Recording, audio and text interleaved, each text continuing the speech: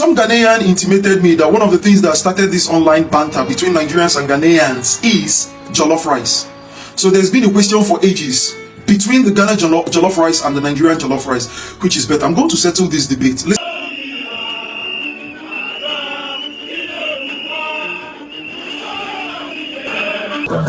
I want to express my appreciation to my brother, the Honorable Minister for Transport of Morocco. We have had a very, very good meeting. We have agreed to collaborate on a number of fronts. We are going to have maritime cooperation. We are going to have about the president, lovely people. It was also fueled by the recent reappearance of Amro. Respect, lovely people. I'm telling you, there is uprising in Togo. What's your overall analysis of Ghana's oil sector and its potential for transformation? Actually, you summed it up very well. 10 years ago, huge potential. And in fact, the Minister of Energy and I were discussing this last night. At one stage, you were producing 195,000 barrels.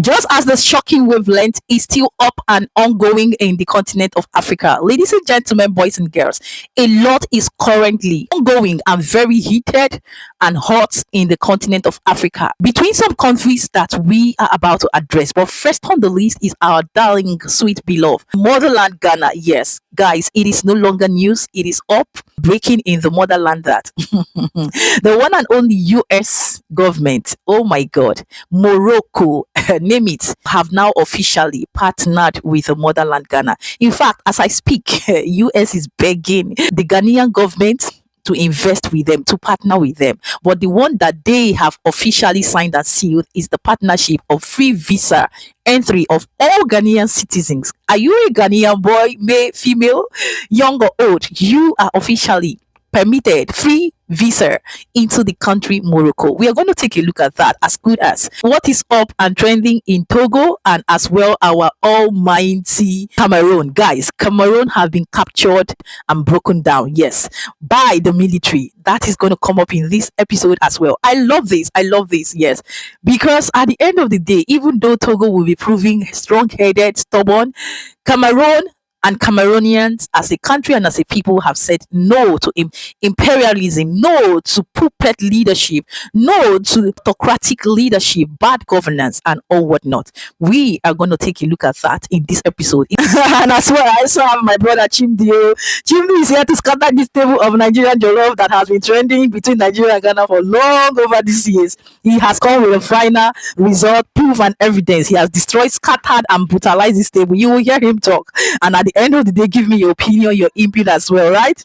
This episode is fully packed, jam-packed with a lot of vital, interesting, yes, episode videos put together. So what you do for me to say thank you, just kindly hit on the like button and please pay attention to details as you watch patiently till the end, and don't forget to stay subscribed because you don't want to miss it on here. Right now, with all that being said and done, let's quickly take a look at these videos and we will be right back. Some Ghanaian intimated me that one of the things that started this online banter between Nigerians and Ghanaians is jollof rice. So there's been a question for ages between the Ghana jollof rice and the Nigerian jollof rice, which is better. I'm going to settle this debate. Listen very clearly. The evidence of a delicious food, the evidence of a good food in a body is mental health. The evidence of a good food, the evidence of a delicious food in any body is what? Mental health. And the evidence of a society that is filled with mental healthiness is a working society, a safe society. I don't have to say much. I'm pretty sure that the intelligent ones already know where I'm driving at, and fact speaks for itself. So if you want to say Ghanaian rice and Nigerian rice, which is better, I'll just laugh. I really laugh, because we already know which is better, and we already know the one that shouldn't be compared to the other. Because the truth is that when you look at Nigerians exhibit certain things, in fact, when you look at a Nigerian's mentality or a Nigerian mentality, does it in any way evidence that such a person eats? Does it in any way evidence that such a person eats healthy? Does it? Does it in any way evidence that such a person takes a delicious meal? It doesn't. It doesn't. So from the look of things, the exhibit of how Nigerians portray their lives or relate to their lives, it proves to you that Nigerian food is trash, Nigerian food is poison. I'm telling you, Nigerian food is poison. I'll tell you the truth.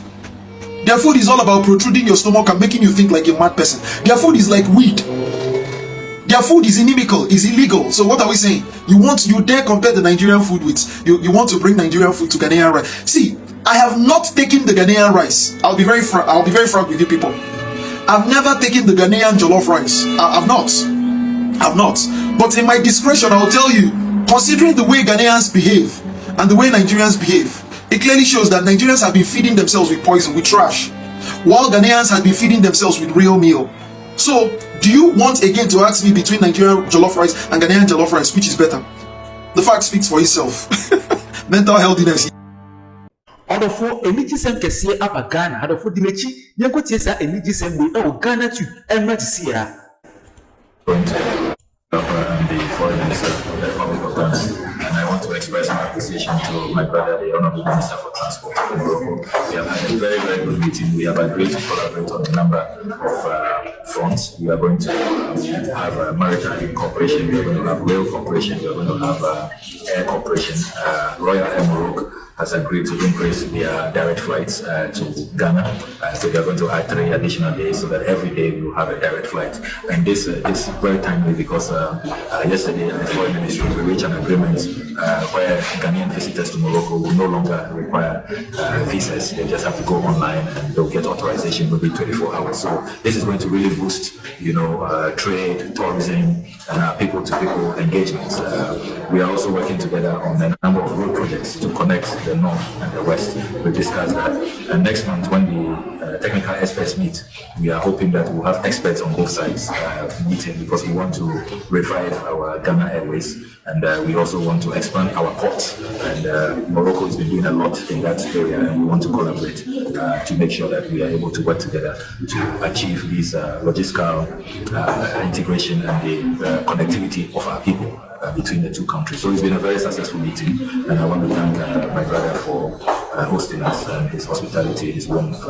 Ghana is very grateful, and our President Johndramanimahama is really, really grateful, and he extends his warm regards to King Mohammed VI, who visited Ghana in 2017, and since then we've had a lot of projects between the two countries, and we are hoping that very soon President Mahama will also visit, by which time we can sign final agreements on the discussions that we have had today.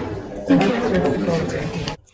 Adofo just breaking news kesi aba beto Ghana ase na meso bedi ni nyina brɛ e Ghana to breaking news no breaking news ben ya Adofo cash kakra wa ma menkin kan na tie mu yie pa just breaking news kesi beto Ghana ase no yes Ghana Morocco signed visa free travel agreement o say ye eye okujetu ablakwa chese Foreign Affairs Ministry no chese mo amoni onipa odan okujetu ablakwa no Foreign Affairs Minister si anu waye odinchye atu akwebu kama amatisi amena okasa no Ghana ene Morocco visa free sisi opese otuko fi Ghana hasi eko Morocco a visa free unya any authorization bia for any way bia te say visa free unya to take it unya everyone so call online now apply fast na te say fast na che say and once you book your flight enya accept unya and once you book your flight and they say OCA uko Morocco this year Ghana and Morocco no ya signing visa free agreement in this year Ghana and betumi akọ Morocco free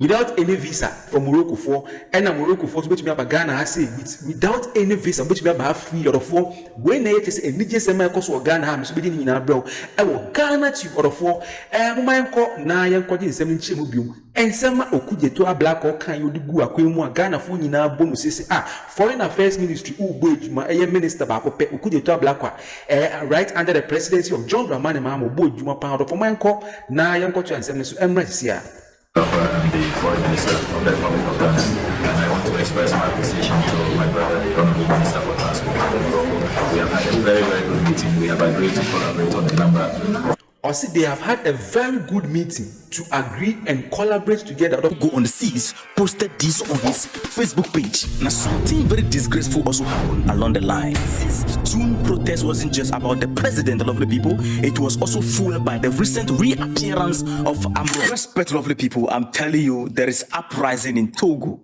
The youth are rising against political manipulation. The Togolese had enough on Friday, 6th June.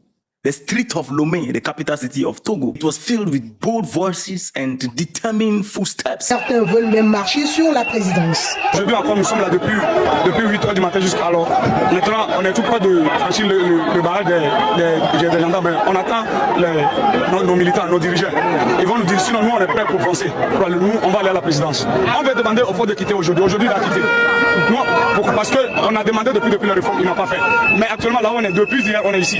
Actuellement, on ne veut plus la réforme, on veut qu'il quitte. On this particular day, which is also the birthday of the president of Togo, Nyasimbe, the oppressor of the Togolese, according to the Togolese. This very day, lovely people, Togo witnessed a rare act of defiance. Hundreds of Togolese youth activists and civil society members took to the street in protest.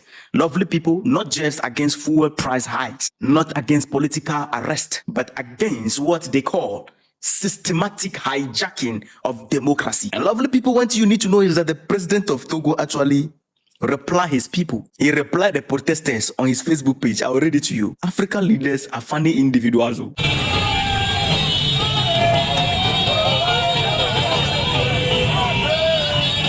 Family, before the protest starts, the Togolese were warning their army, the security personnel, because there's an unusual trend of Togo. Anytime the people decide to speak through their rights given to them by the democracy, the people face detention. There will be mass arrest.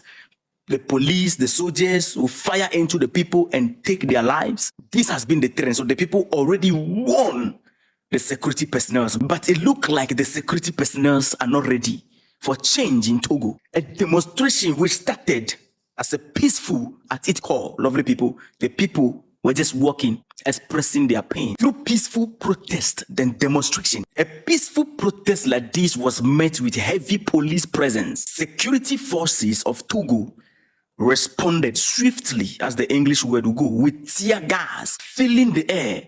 Journalists were detained and forced to erase their footage captured on their cameras. The journalists were arrested and were forced to remove and delete their footage.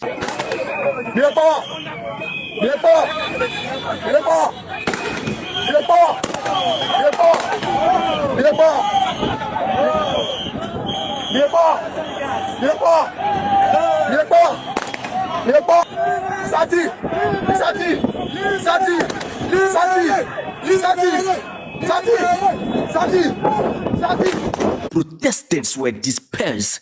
Some were arrested. Tear gas and whatever they can fire into the public, they did what they have to do. By the time I'm recording this video, I've not received any news of somebody dying in Togo. But the truth is that there have been injuries. In all these, lovely people, the message had already been delivered by the Togolese people because Togo is awake. The people of Togo are not asking about accountability. They said they are tired of this leadership of Nyasimbe or the Nyasimbe family. They are tired of this particular family.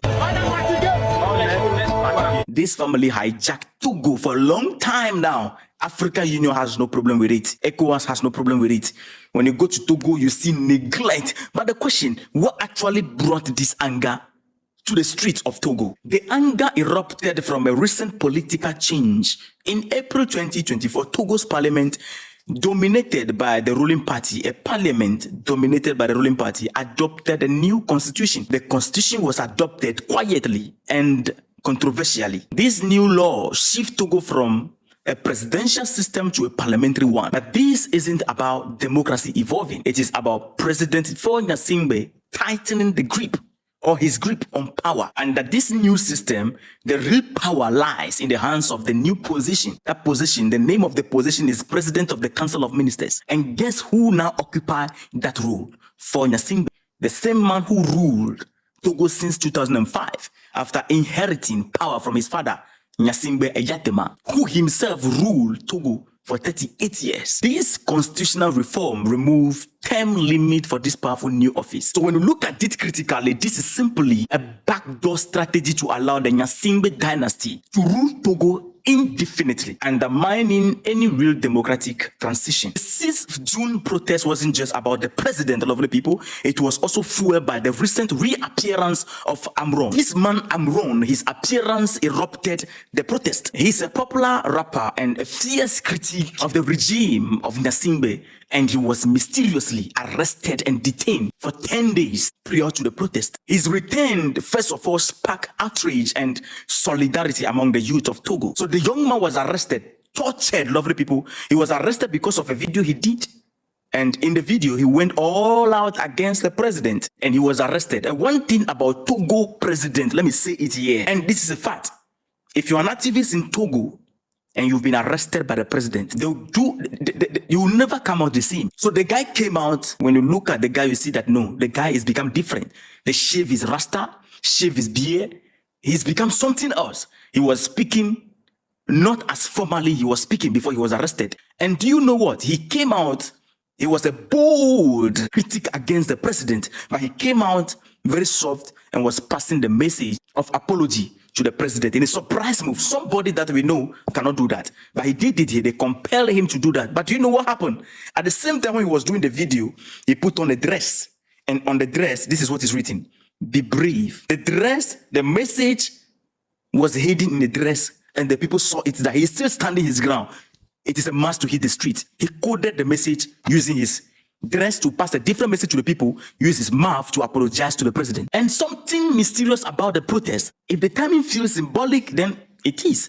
The protest happened on Fonya Simbe's birthday, as if the people were sending him a loud and clear message. The message the people were sending to Fonya Simbe that day was, you may celebrate power, but we celebrate resistance. Now, something very disgraceful also happened along the line. As the Togolese are protesting and voicing out their displeasure, instead of the president of Togo to come out and say something to calm the people down, this is what he posted on his page. The president of Togo on the 6th posted this on his Facebook page. It was in French, so I translated it. So let me read. I was deeply moved by many messages, calls, and warm gestures I received on the occasion of my birthday on 6th June. I would like to sincerely thank my fellow citizens, my friends from near and far, and my counterparts for their kind and inspiring wishes. Your expressions of affection and trust are a great source of joy for me, and also a renewed motivation to continue with commitment and humility the work in the service of our country and our continent. Thank you for this wave of support and friendship that truly touches my heart. Together, let us continue moving forward toward a more prosperous, inclusive, and a united future. How can you tell me this story? How can you tell me this story? People on the street protesting, you say they are wishing you happy birthday.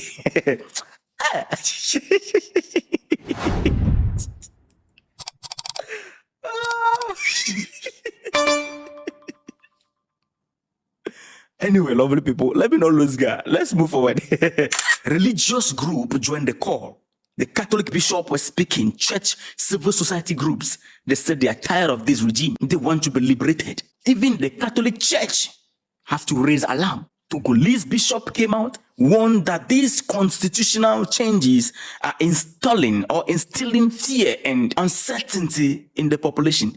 Togo in the next 50 years will go back in time. Togo is not moving forward. Togo is reversing, lovely people. They've urged the government for dialogue, transparency, and respect for the people's voice. But the question, will the regime of Togo listen to them? And I'm going to say, some who do I, of course, oh my God, no, and who's for Hawk, and so back will be able saying good here. Without the not in good here in For the energy sector, I think the past 7 or 8 years, the upstream of the petroleum has been very quiet. Although I think one of the lead companies there is Cosmos, which is American. We're told by President Mahama that some activity would resume with some drilling. What's your overall analysis of Ghana's oil sector and its potential for transformation? Actually, you summed it up very well. 10 years ago, huge potential. And in fact, the Minister of Energy and I were discussing this last night. At one stage, you were producing 195,000 barrels, and now it's down to like 135,000. And there's been no developmental drilling in the last 7 years. So that sector isn't growing, and that's because of some things that inhibited investment or were a disincentive to investment in the sector in the last 7 years. And so President Mahama and Minister Jinapur are looking hard at that and looking to see how they can incentivize new investment. So indeed, Cosmos is interested, and there's some American other big oil companies also looking. So I think there's a lot of potential in that sector. The compact was big when President Kufuor started with the first one, and the second one on energy, very promising. We know the reason why it was discontinued. But when you were appointed, some of my media friends said, because of your background in the energy sector, we should be hopeful that you could put in a word for, if not a renewal of the council compact, certainly some conversation around the power sector because of its transformative nature. What can you tell us, Jenna, about the possibility of any serious support in the power sector, even if not in the form of a compact? Okay. Because we see the challenges ECG is facing, and we hear what the government is trying to do. What can you tell me about the power sector? Two questions there. I'll start with the compact, and then I'll go to the ECG, and please remind me if I lose my thought. On the Millennium Challenge Compact, I told President Akufo-Addo when I presented my credentials from my letter from President Biden that I would work with him to see if we could get another compact, because there were some missteps on the second compact, and we had to cancel $190-some million of the second compact, to the great my personal disappointment and also the disappointment of the Millennium Challenge Compact. And President Mahama, who was there for the beginning of that compact, told me when he was still a candidate that was one of his priorities. So he and I had common cause on that. And indeed, while he was still a candidate, he went and had meetings at the Millennium Challenge Compact, which I was very happy about, and I did too. Right now, we don't know what form the Millennium Challenge Compact will take. Okay. So I remain committed to helping Ghana if new compacts become available, with helping Ghana become eligible. The two factors that are essential to eligibility are passing a scorecard, so it's governing well on behalf of your people, which Ghana does, and also maintaining a certain score on anti-corruption, which Ghana does, and it's important to keep that up. And then also to demonstrating that the last compact was successful. And a key element of the last compact was the financial viability of the ECG. Because ECG is bleeding your exchequer. And it's bleeding your exchequer more than we thought. I used the factor of $1.4 billion a year. When the Minister of Finance spoke to the National Economic Dialogue, he said $2.2 billion a year, which is essentially effectively the scale of your IMF program. So those losses, either at the electricity pole or in the counting rooms, are enormous. And I was very pleased to see President Mahama announce a panel to evaluate ECG and what reforms are necessary. And I'm looking forward to seeing the results of that. A reform of ECG would put Ghana in a good place to benefit if there were to be any kind of power compact. It's almost like a precondition, right? I think reform of ECG is going to be good for the Ghanaian economy, full stop.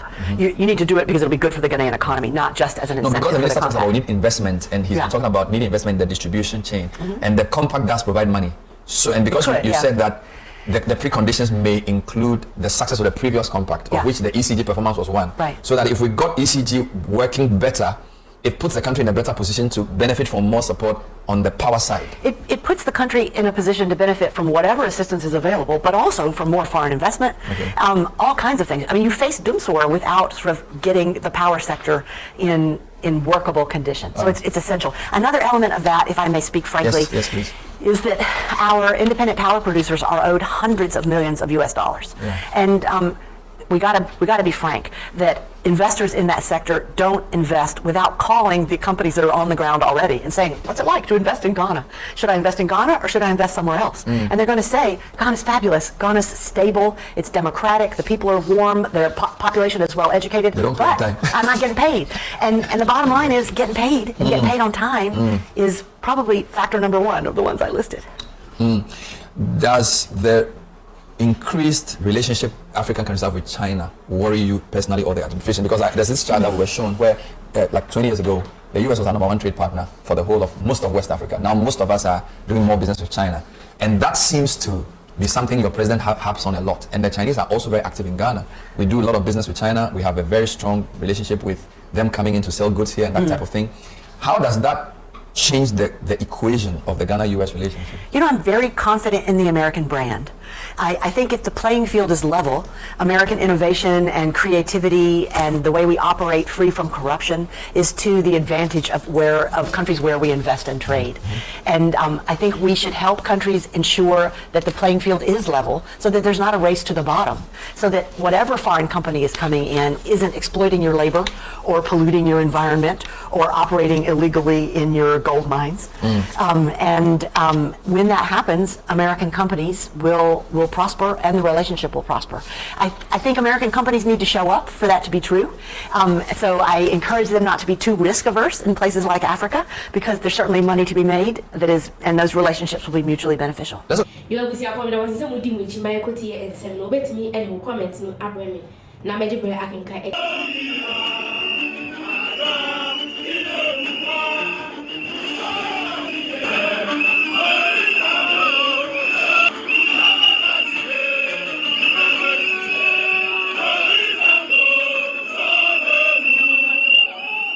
It happened just before sunrise. At 5:43 a.m., a trembling voice broke across the national broadcaster CRTV. There was no anthem, no official ceremony, just a tight-faced military spokesperson reading from a single sheet of paper. The President of the Republic, Paul Biya, is no longer in command. The armed forces have taken control in the name of national survival. Cameroonian sovereignty begins now. Then, silence. No explanation, no footage, no Biya. The signal cut to black. For a moment, the country froze. Then, as the sun rose over Yaoundé, Cameroon woke up in a different reality. The man who had ruled them for more than 40 years, who had outlived coups, outmaneuvered rivals, and vanished for months while governing from foreign hospitals, was gone. Whispers spread fast. Is it real? Is Biya dead? Who's in charge now? By 7 a.m., armored vehicles surrounded the Atudi presidential palace. Black SUVs pulled into the Ministry of Defense. Airport traffic halted. Key generals were nowhere to be seen. And the people, they came pouring into the streets, not with fear, but with tears, laughter, and trembling hope. In Douala, crowds gathered around phone screens, watching replays of the announcement like it was a dream. In Bamenda, the church bells rang unprompted. In Bafoussam, schoolchildren chanted, 50 years, we were not born, now we walk free. Older men wept openly. Women dropped to their knees in prayer. For decades, Paul Biya had seemed eternal. A shadow that stretched across generations, a ghost behind every decision, every lost opportunity, every broken promise. But now, the shadow was gone. No gunshots, no fire, just a country waking up from a half-century coma, a quiet coup, a loud miracle. And somewhere, in the halls of silence, the world began to ask, if Paul Biya can fall, who's next? It didn't happen overnight. It only looked that way. Behind the silence, months of planning had unfolded under the radar, a slow, precise unraveling of Africa's oldest dictatorship. The architects of the coup weren't rebels from the forest or foreign-backed plotters. They were Biya's own generals, men who had worn his insignia for decades, and had finally had enough. At the center of it all was Brigadier General Arnaud Mbassi, head of internal military logistics, and for the past year, the man Biya trusted to manage presidential security, but trust had run dry. The real breaking point came in Geneva, where Biya had spent months hospitalized under French surveillance. According to leaked cables, while Cameroonians struggled with food inflation, separatist violence, and mass youth unemployment, the president's medical bills crossed $1.4 million in 3 months. We are guarding a ghost, one officer muttered. And they were. For most of 2024, Paul Biya hadn't stepped foot inside a government building. Decisions were made by a closed circle of old men, nephews, distant cousins, French consultants, while 80% of the country's population lived under the age of 35. Inside the military, something shifted. Younger officers, loyal to Cameroon, not to Biya's legacy, began building bridges. Unit by unit, they won hearts. One colonel secured the 3rd Armored Division. Another coordinated blackout drills with Air Force pilots. And then, silently, the palace guards switched sides. The coup was greenlit at 3:17 a.m. with a single encrypted text, Le rideau tombe, the curtain falls. By 4 a.m., Biya's communications team was detained. By 5 a.m., the state broadcaster was under full military control. By 5:43, the world knew. No blood, no chaos, just surgical precision. When the sun rose over Yaoundé, power had changed hands. Not with gunfire, but with discipline. The old dictator hadn't just been removed, he had been replaced by silence. And silence, in Cameroon, had never felt so loud. In the end, Paul Biya wasn't overthrown by rebels, foreigners, or exiles. He was brought down by something far more dangerous, those who knew him best. The betrayal came from inside his own palace, from men who had eaten at his table, sworn loyalty at his feet, and guarded his life through 2 generations of power. At the heart of the betrayal was Sergeant Didier Ecoulé, a quiet, disciplined bodyguard who had stood outside Biya's presidential suite for over a decade. But what Biya never knew was this. Didier's father had once been jailed for criticizing the regime. His uncle had died in the Anglophone crisis, and his younger brother had been shot during a protest in Douala. To Biya, Didier was just another uniform, but to the movement rising beneath the surface, he was the key. It was Didier who mapped the palace's shift changes, who identified which guards were ready to defect, who opened the back gates at 3:04 a.m. to let in the special forces team without a sound. He didn't fire a single bullet, but his fingerprints were on the fall of a king, and he wasn't alone. Generals who had once suppressed protests now passed USB drives to the Transitional Council. Cabinet secretaries leaked internal memos detailing how billions were funneled into French banks. Even Biya's personal physician handed over confidential medical files proving the president had been clinically unfit to govern for over 18 months. We weren't plotting a coup, one insider later confessed. We were correcting a national coma. By the time the palace was surrounded, there was no one left to defend Biya. No last stand, no loyalist charge. Just a man, too old to flee, too isolated to fight, and too late to understand that even silence can betray. One junior officer reportedly whispered as Biya was escorted out, "We protected you for 50 years. You forgot to protect us for even one." It started with a single scream in Yaoundé's Mokolo market. "Il est parti. He's gone." And then the streets exploded. Within minutes, thousands were running through alleyways, barefoot, waving flags, crying, praying, screaming. Old men climbed onto rooftops. Children beat empty cans like drums. Mothers who had lost sons to protests and silence wept and fell to their knees. Paul Biya, the man who ruled for nearly half a century, had finally fallen. In Douala, spontaneous parades shut down the city. Motorcycles formed convoys, flying Cameroon's national flag upside down, a symbol of rebirth. In Bamenda, where the Anglophone conflict had left bullet holes and broken families, a silence hung in the air before a sudden eruption of clapping and shouting. "He's gone! He's finally gone!" At the University of Buea, students ripped down old government portraits and replaced them with posters reading, "You can kill a protest, but you can't stop a generation." Even the elderly, long resigned to Biya's eternal rule, stood on their porches, watching in disbelief. Some whispered, "I thought I would die before this day." Others just cried. For the first time in decades, no fear hovered over celebration. There were no riot trucks, no water cannons, no soldiers aiming rifles at crowds. The army watched and let it happen. In one viral video, a young protester stood atop a taxi and shouted, "This isn't just the fall of Biya, this is the rise of Cameroon." From that moment on, the streets were no longer filled with people. They were filled with history, and as the night fell, fireworks cracked over Yaoundé. Not organized, not planned, just fire. Spontaneous, chaotic, alive. The sound of a nation breathing freely for the first time in 50 years. At 6:12 a.m. Paris time, a red phone rang in the Élysée Palace. A voice on the line from Yaoundé whispered, "It's done. Biya is no longer in power." All right, Chimdi, guys. All I have to say is that Chimdi has said it all, right? Stable head, stable mentality, and thinking right is the evidence of which rice is better off, whether Nigeria or Ghana jollof. Amazing. Bravo to Togo. Bravo to Cameroon first and foremost. And yes, well done to the Togolese, because this is a shocking wavelength that is long overdue. Even though it is long overdue, but the good thing and the good news is that it has kick-started. We have started somewhere. Of course, the journey of 1,000 miles begins in a day. And guys, we saw how the US ambassador or whatever minister was really pleading and commenting so deep to partner with the Ghanaian government. Did you see that? Hey God. So Ghana has suddenly become safe and very good enough to partner and run business with. No longer the unsafe place that these so-called imperialists actually wanted to destroy. Anyways, we need to be guarded. I trust my Ghanaian leaders and the government in general, especially my Ghanaian citizens, the warriors. I love you guys. I like how you people stand out to protect and defend your country. And you see, all these things you people are doing, especially in Burkina Faso, Ghana, and the rest, is really sending a very strong message, as it has sent to what? Cameroon. It has sent to Togo, your neighboring countries. Now you see, we are heading somewhere. And yet you ask, where are the almighty fallen giants of Africa? Africa, I didn't say car. Africa, cow. They are still sleeping and snoring and slumbering. Look at what Togo is doing. This is what Nigeria have been trying for quite a long time, but it's always proven abortive. But I wish the military, I wish the armed forces can join force, yes, just the way Cameroon their military, Cameroon military, and the entire country connived, ganged up, and did what they did.